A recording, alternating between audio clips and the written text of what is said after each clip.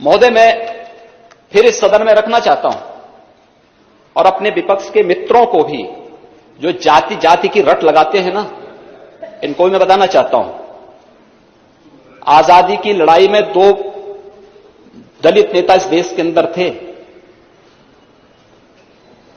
एक बाबा साहब डॉक्टर भीमराव अंबेडकर और दूसरा श्री जोगेंद्र नाथ मंडल। ये दो नेता थे, नेता प्रतिपक्ष में आप चाहूंगा नोट करें और इसको, इन दोनों की कथा को सुने, क्योंकि उम्र के साथ आपको प्रवचन सुनने का अभ्यास हो रहा है। मुझे बहुत अच्छा लगा है और एक अच्छी शुरुआत है। प्रवचन सुनता भी ठीक से हूं। नहीं, मैं आपके पूरे भाषण के दौरान बैठा रहा और मैं इसलिए बैठा रहा कि भाई, एक तो आप बलिया के हैं और बीच में कहीं ऐसा ना हो कि हमारे यहां से सुरेंद्र सिंह उठ खड़े हो जाएं, तो इसलिए मैंने कहा मैं स्वयं ही यहां बैठे रहता हूं। तो मैं इसलिए बैठा रहा कि नहीं, मैं पिछली बार नहीं बैठ पाया था, इसलिए इस बार मैं स्वयं ही आपके लिए बैठूंगा। लेकिन हमें इन चीजों को जानना पड़ेगा। देखिए, सत्ताएं आएंगी जाएंगी, महत्वपूर्ण ये नहीं है। महत्वपूर्ण देश है। इस देश से बढ़कर कुछ नहीं हो सकता, हमारे देश में कुछ नहीं हो सकता है। और इसलिए इन दो नेताओं की कथा को हर भारतवासी को सुनना चाहिए और तब सीए पर अपना जवाब भी तलाशना चाहिए। 1946 में जब नेशनल असेंबली के इलेक्शन हो रहे थे, तो कांग्रेस ने बाबा साहब भीमराव अंबेडकर को मुंबई सीट से हरवा दिया था। बाबा साहब भीमराव अंबेडकर हारे, तब बाबा साहब भीमराव अंबेडकर को कोलकाता से अपनी सीट छोड़ने वाले कोई नेता थे 1946 में, तो वह थे जोगेंद्र नाथ मंडल। 1940 के दशक में देश के अंदर दलितों, वंचितों और केवल देश ही नहीं, दुनिया के ये आवाज बने थे दोनों नेता। लेकिन 1946 में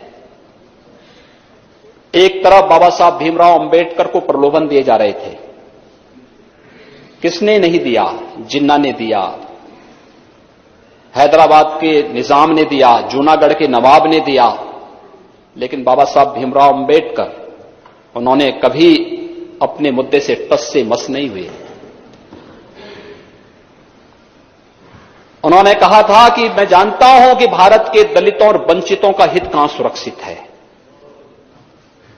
ये बाबा साहब भीमराव अंबेडकर ने कहा था और उन्होंने पाकिस्तान बनाने का विरोध किया था। बाबा साहब भीमराव अंबेडकर पाकिस्तान बनाने का विरोध किए थे, पुरजोर विरोध किया था। लेकिन जोगेंद्र नाथ मंडल जिन्ना के बहकावे में आ गए, देश विभाजन का समर्थन कर दिए, पाकिस्तान चले गए। बाबा साहब भीमराव अंबेडकर आजाद भारत में भारत के कानून मंत्री बनते हैं। जोगेंद्र नाथ मंडल पाकिस्तान के कानून मंत्री बन जाते हैं। बाबा साहब भीमराव अंबेडकर भारत के संविधान के शिल्पी बने और 1950 आते आते श्री जोगेंद्र नाथ मंडल पाकिस्तान में दलितों पर, हिंदुओं पर, सिखों पर होने वाले अत्याचार से इतने व्यथित हो गए कि महोदय, अक्टूबर 1950 को वे वापस भारत भाग के आ गए और कोलकाता में आकर के एक शरणार्थी का जीवन यापन करने लग गए। 1950 से लेकर के 1966 तक जोगेंद्र नाथ मंडल गुमनाम जीवन जिए भारत के अंदर और अंत में उनकी गुमनाम मौत हो गई। कोई जोगेंद्र नाथ मंडल के बारे में वर्तमान की कोई पीढ़ी नहीं जानती होगी, कोई नहीं जानती। देश के साथ गद्दारी करने वालों को इसी प्रकार की गुमनाम मौत मरनी पड़ती है। और दूसरी तरफ बाबा साहब डॉक्टर भीमराव अंबेडकर भारत के संविधान के शिल्पी बने। भारत के अंदर किसी भी राष्ट्रीय नेता के इतने स्मारक और इतने स्थल नहीं होंगे। प्रधानमंत्री मोदी जी ने बाबा साहब भीमराव अंबेडकर से जुड़े हुए 5 स्थानों को पंचतीर्थ के रूप में भी विकसित कर दिया। मऊ छावनी, मध्य प्रदेश, जहां उनका जन्म हुआ, भव्य स्मारक बना है बाबा साहब का। इंग्लैंड में रहकर के, जिस भवन में रहकर के उन्होंने उच्च शिक्षा अर्जित की, भारत सरकार और महाराष्ट्र की भारतीय जनता पार्टी की तत्कालीन सरकार ने उस भवन को खरीदा। अनुसूचित जाति जनजाति के बच्चों को वहां जाने की व्यवस्था, स्कॉलरशिप की व्यवस्था, कॉर्पस फंड बनाकर के उनके लिए वहां पर व्यवस्था की और वहां पर बाबा साहब भीमराव अंबेडकर का स्मारक इंग्लैंड में बनवाया।